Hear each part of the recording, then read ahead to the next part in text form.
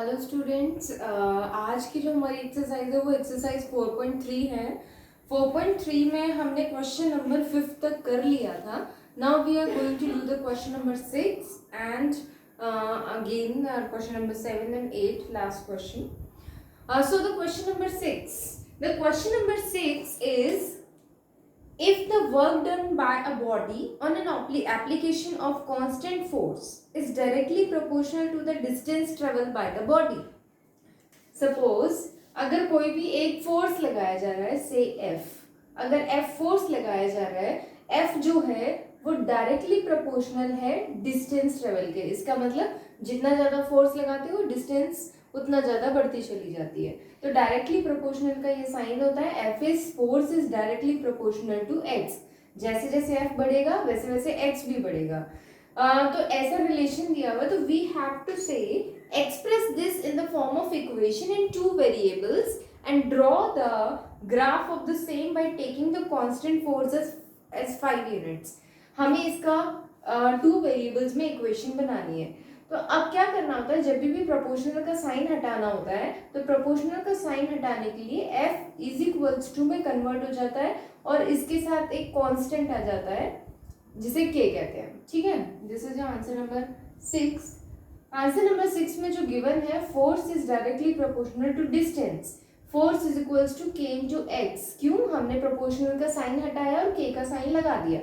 तो यहाँ पे जो k की वैल्यू है, आगे k की वैल्यू गिवन है कि कांस्टेंट फोर्स हमने मान लिया 5 यूनिट है, तो constant force as a 5 units. तो बताओ, also read from the graph the work done which the distance travelled by the body is 2 units.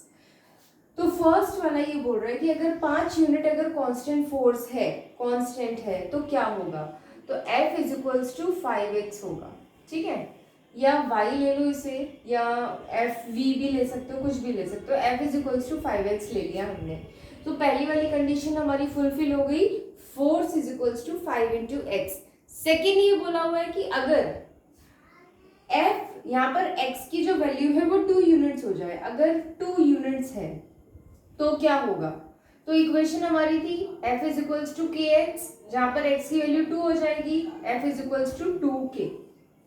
So this is the equation. ठीक है, नाउ सेकेंड वन क्या है, अगर 0 unit होगी तो क्या होगा? F इज इक्वल्स टू 0 ही आ जाएगा. So there will not be, ये जो इक्वेशन होगी वो 1 वेरिएबल में भी रह जाएगी और ये 2 वेरिएबल में आ जाएगी. तो यहाँ पे कुछ नहीं था, सिर्फ आपको ये बताना था कि इक्वेशन क्या बनेगी, और इक्वेशन बनेगी तो वो 2 वेरिएबल में और 1 वेरिएबल में कैसे कैसे बनेगी. ठीक है, now the question number 7. The question number 7 is,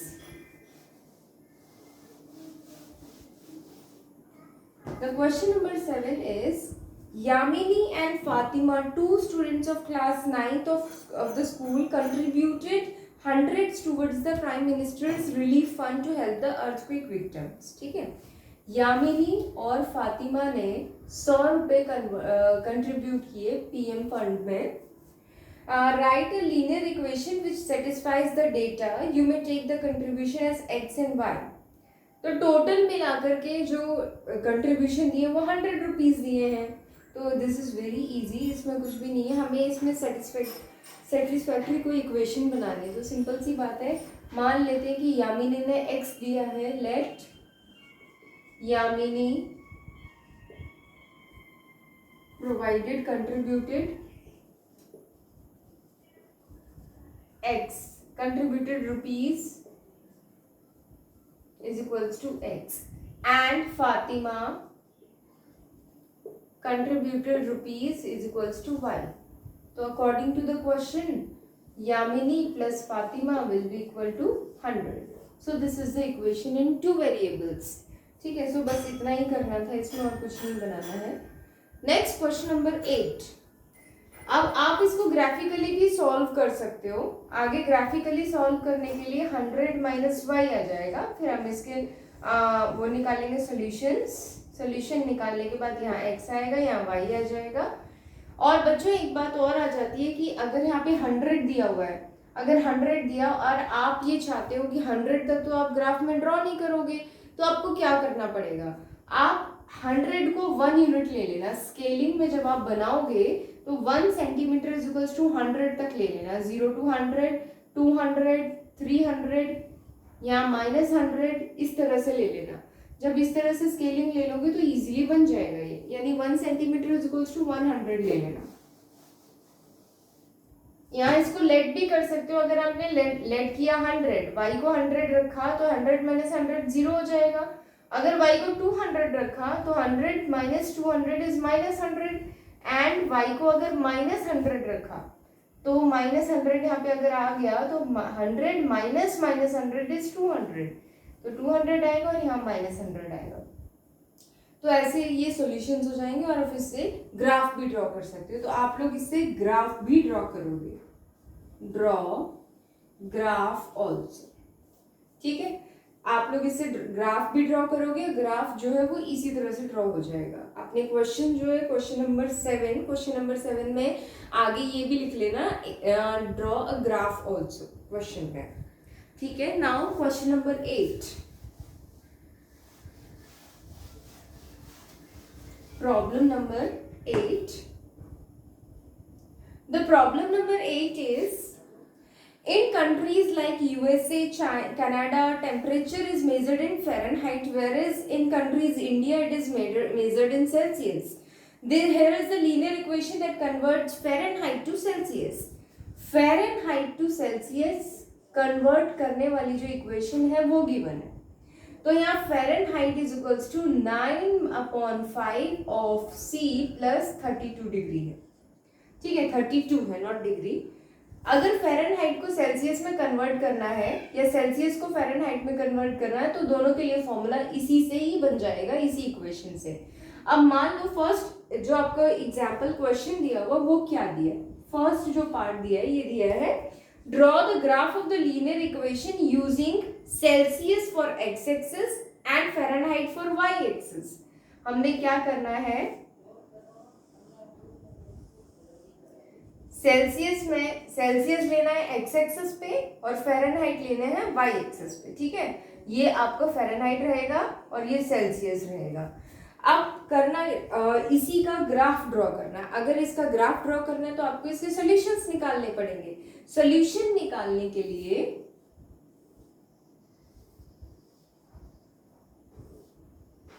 ये फ़ारेनहाइट, ये सेल्सियस, कम से कम 3 सॉल्यूशंस तो निकालने ही हैं ताकि हमारा ग्राफ एकदम एक्यूरेट आए। उसके लिए 3 सॉल्यूशंस तो होने चाहिए। अब बच्चों देखो ये 9/5 ऑफ C है। अगर ये 9/5 ऑफ C है तो इसका मतलब हमें C की वैल्यू कुछ ऐसी रखनी चाहिए जिससे 5 से ये कैंसिल आउट हो जाए।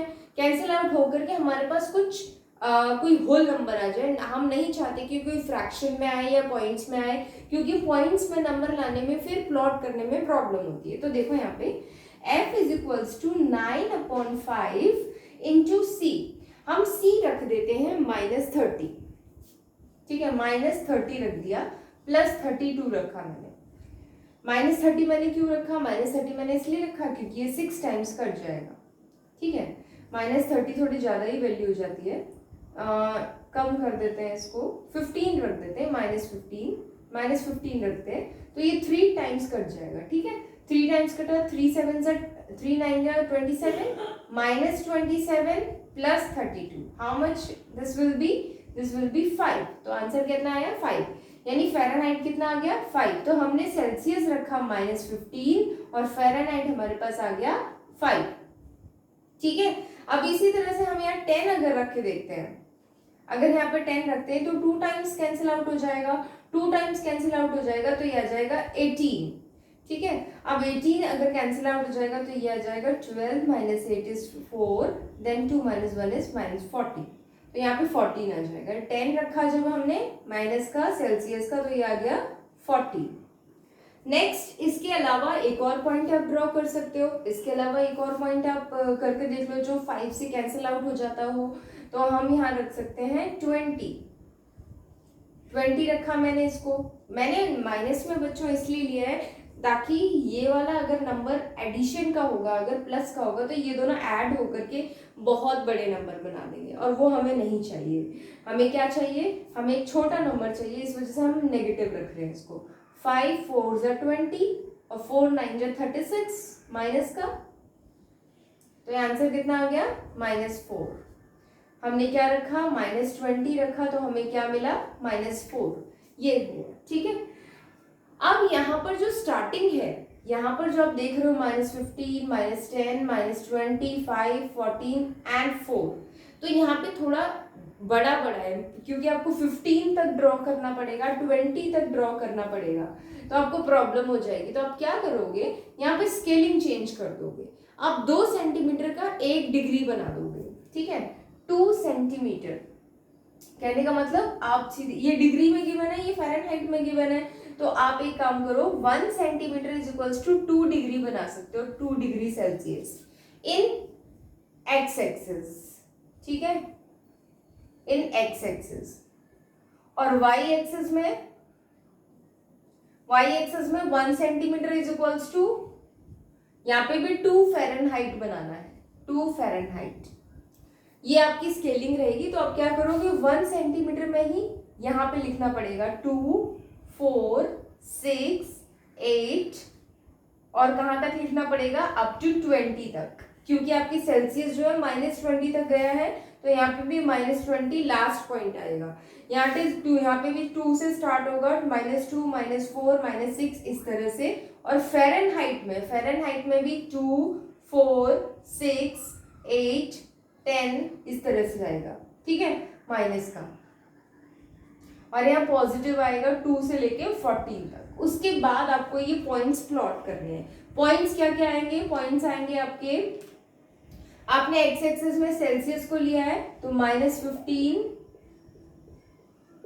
एंड 5 -10 एंड 14 एंड -20 एंड -4, ये आ जाएंगे आपके पॉइंट्स। ठीक है, ये पॉइंट्स जो आ जाएंगे, इन पॉइंट्स को आप प्लॉट करके ग्राफ ड्रॉ कर सकते हो। ठीक है, इन पॉइंट्स को याद रखेंगे, शायद आगे काम आ सकते हैं।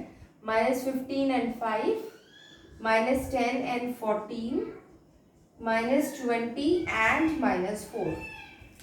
सो आप लोग ग्राफ इसका भी ड्रॉ कर लेंगे। ये जो पॉइंट्स हैं ये आपको प्लॉट करने हैं, और प्लॉटिंग में जो 1 सेंटीमीटर रहेगा उसमें 2 का डिफरेंस लेकर चलना है। 2 का डिफरेंस लोगे तो ये इजीली प्लॉट हो जाएगा, छोटे से एरिया में ही प्लॉट हो जाएगा, अदरवाइज आपको बहुत लंबा बनाना पड़ेगा। Now the next part of this question, part 2।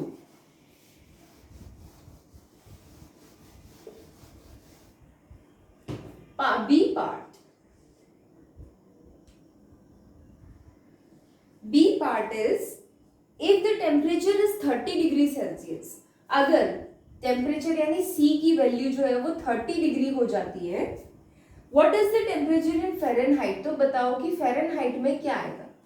तो सिंपल सी है, हमें इसमें इस वाली इक्वेशन में C की वैल्यू डाल देनी है, तो हमें F की वैल्यू पता चल जाएगी।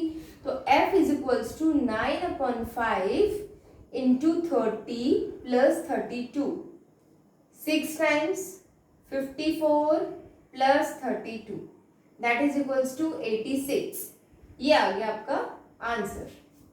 तो फ़ारेनहाइट कितना होगा 86। इसका मतलब क्या हुआ, 30 डिग्री सेल्सियस कितने फ़ारेनहाइट के बराबर होता है, 86 के। अब देखो ये बॉडी टेम्परेचर का भी आप इससे निकाल सकते हो, क्योंकि हम 37 डिग्री सेल्सियस होता है हमें मालूम है, तो निकाल के देखते हैं कि जब आप किसी भी, जैसे आजकल कोरोना बहुत चल रहा है, तो कोरोना में आप कहीं पे भी जाते हो तो सीधे सीधे आपके बॉडी टेम्परेचर नापा जाता है। तो जो बॉडी टेम्परेचर वो कहते हैं कि 100 से कम होना चाहिए। 100 डिग्री सेल्सियस अगर बॉडी टेम्परेचर पहुंच जाएगा, उतने में तो पानी बॉयल होने लग जाता है, तो उतने टेम्परेचर पे बॉडी नहीं पहुंच सकती, तो वो जो नापा जाता है वो फ़ारेनहाइट में नापा जाता है। अब देखते हैं कि एक्चुअली फ़ारेनहाइट वो कितना बराबर होता है। ठीक है, Fahrenheit is equals to 9/5 into 37 plus 32 अगर करेंगे, अगर 37 इसको ना मानकर चलो 37.5 ले लो इसको, क्योंकि हम चाहते हैं कि 5 से इजीली कैंसिल आउट हो जाए, तो अप्रॉक्स हमें पता चल जाएगा। या 36.5 ले लो इसको, 36.5, 6 जा 30, 7 जा 35 एंड 5 जा 50, 7.5, 45, then 63 and 4, 67.5 plus 32, that is 9, 9.5। ठीक है, तो इसका मतलब ये हुआ 99.5, यानी जो आपका बॉडी का जो अप्रॉक्स टेम्परेचर है वो 99.5 होना चाहिए, उससे कम ही होना चाहिए, ठीक है। यानी अप्रॉक्स जो था वो 98.6 पर बिल्कुल फिक्स हो जाता है, तो इतना होना चाहिए अप्रॉक्स, इससे ज़्यादा नहीं होना चाहिए। सो this is the measure of the body temperature in Fahrenheit. ये जो इक्वेशन है, ये इक्वेशन भी एकदम एक्यूरेट नहीं है, इस वजह से थोड़ा सा डिफरेंस आ रहा है। द फ़ारेनहाइट इज 86 आया, अगर हम 30 डिग्री सेल्सियस को फ़ारेनहाइट में कन्वर्ट करेंगे तो वो 86 आएगा। Now C part is if temperature is 95 Fahrenheit, what will be in Celsius? Fahrenheit में अगर 95 फ़ारेनहाइट है तो सेल्सियस में कितना, डिग्री सेल्सियस में कितना आएगा? Let's C.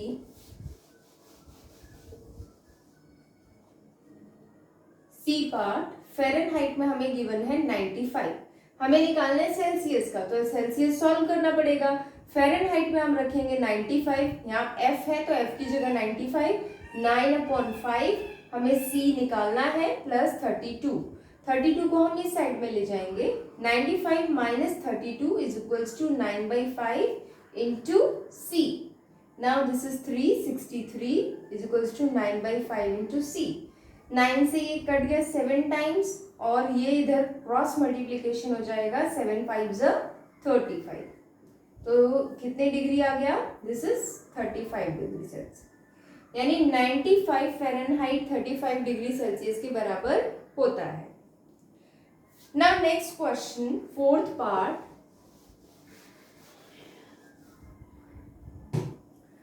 Fourth is if the temperature is 0 degree Celsius, what is the temperature in Fahrenheit? And if the temperature is 0 Fahrenheit, then what is the temperature in Celsius? बच्चों ये question आपको homework करना है। इस बार एक बार F0 दिया हुआ है, फिर ये बताओ कि C कितना होगा, और अगर C 0 होगा तो F कितना होगा, ये बताना है। दिस इज द क्वेश्चन, ठीक है। अगर F की वैल्यू 0 है तो C की वैल्यू कितनी आएगी, अगर C की वैल्यू 0 है तो F की वैल्यू कितनी आएगी। तो आप लोग ये होमवर्क में